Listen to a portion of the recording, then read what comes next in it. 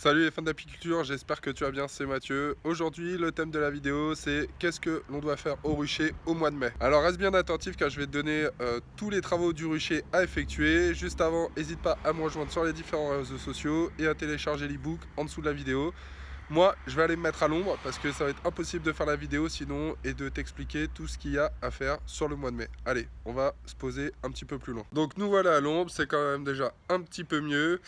Sinon, j'aurais été obligé de soit de te faire la vidéo avec des lunettes ou alors de fermer les yeux. L'un ou l'autre, je trouvais que c'était pas forcément top. Donc, qu'est-ce que tu dois faire au rucher au mois de mai? Il faut que tu saches qu'il y a des activités qui vont être répétitives entre le mois d'avril et le mois de mai, comme la possibilité d'essaimage, que ce soit des essaims naturels ou des essaims artificiels. Tu vas aussi avoir la possibilité de poser soit ta première hausse en fonction de la situation géographique où tu te situes, voire peut-être, suivant les conditions météo de là où tu te situes, positionner une deuxième hausse. Donc voilà, ça c'est des choses que tu retrouveras, que ce soit au mois d'avril ou au mois de mai, c'est des choses un petit peu similaires. Maintenant, qu'est-ce que tu vas devoir effectuer de différent au mois de mai? Eh bien, au mois de mai, c'est ta première récolte, ça sera ta récolte du miel de printemps. Si tu as du colza à proximité de ton rucher, les abeilles ont profité de cette mielie de colza pour en récupérer un maximum et pouvoir effectuer cette récolte de printemps. Attention, petit conseil, si tu as récolté du miel de printemps, il faut que tu fasses l'extraction tout de suite pour éviter que celui-ci cristallise dans les cadres. Ça serait un gros problème puisque celui-ci tu ne pourras plus l'extraire et donc tu seras dans l'obligation de le redonner aux abeilles en aliment, en complément d'aliment en hiver ou en disette pendant la saison d'été. En mai, il faut vraiment que tu fasses attention à toute la flore qui se situe autour de ton rucher, car il va y avoir de nouvelles mielées qui vont arriver, type thym ou acacia. Ce sont des mielées très fortes et qui vont demander beaucoup de place dans la ruche ou dans les hausses en fonction du modèle que tu utilises, ce qui pourrait bien évidemment provoquer un essaimage, mais aussi ce qui pourrait provoquer une succession en fait de mielées. Tu pourrais, suivant les conditions météo, avoir la mielée de colza qui se rapproche dangereusement de la mielée d'acacia si celle-ci arrive trop en avance dans le secteur géographique où tu es situé. Donc fais vraiment attention si tu veux faire du miel monofloral à ce qu'il n'y ait pas de miel qui se succèdent très rapidement. J'en ai parlé en début de vidéo, le mois de mai se ressemble beaucoup avec le mois d'avril. Alors il faut que tu fasses très attention à la population d'abeilles que tu as dans ta ruche, car si celle-ci est vraiment surpeuplée, si elle est vraiment en surnombre au niveau abeilles à l'intérieur, et en plus si tu as placé une grille à reine sur ta hausse pour éviter que celle-ci monte pondre dans la hausse, eh bien tu te rapproches dangereusement d'un essaimage. Donc vraiment, voilà, fais vraiment très attention à cet essaimage.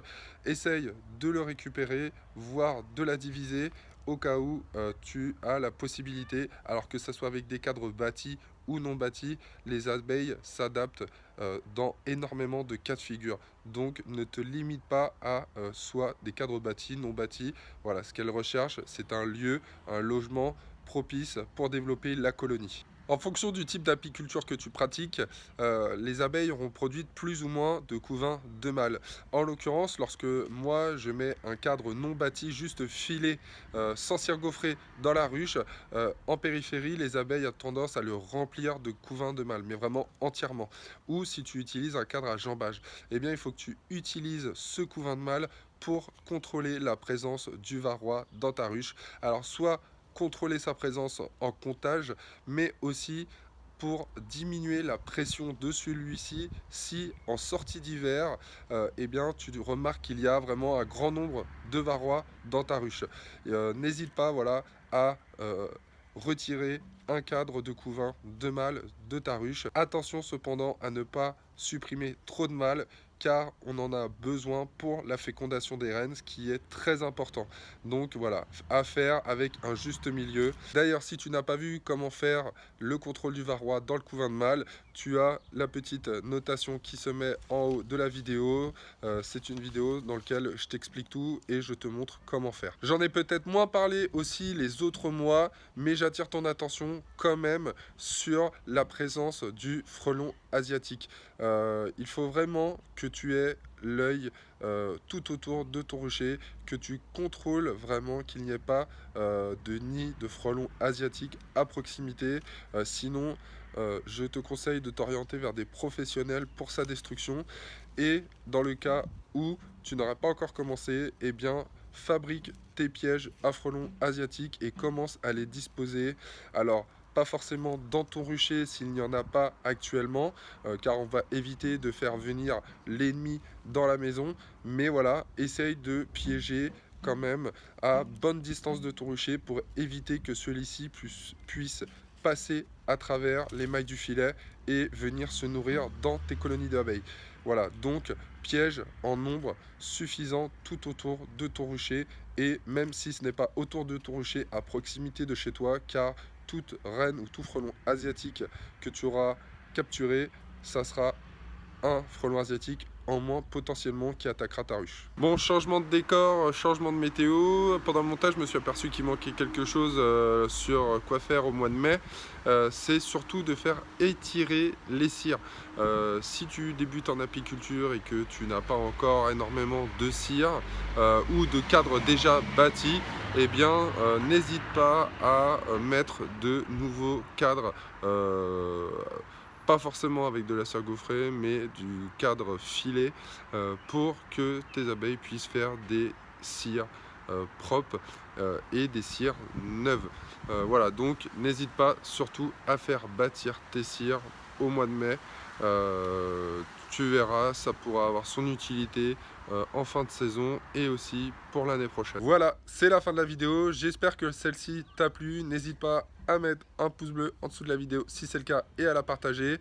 Si toi, en fonction de la région où tu es, tu fais d'autres choses pendant le mois de mai ou voilà, tu souhaites nous partager une pratique au mois de mai que je n'ai peut-être pas citée, eh bien n'hésite pas, mets-le en dessous dans les commentaires de la vidéo. N'oublie pas de me rejoindre sur les différents réseaux sociaux, à télécharger ton ebook en dessous dans la description.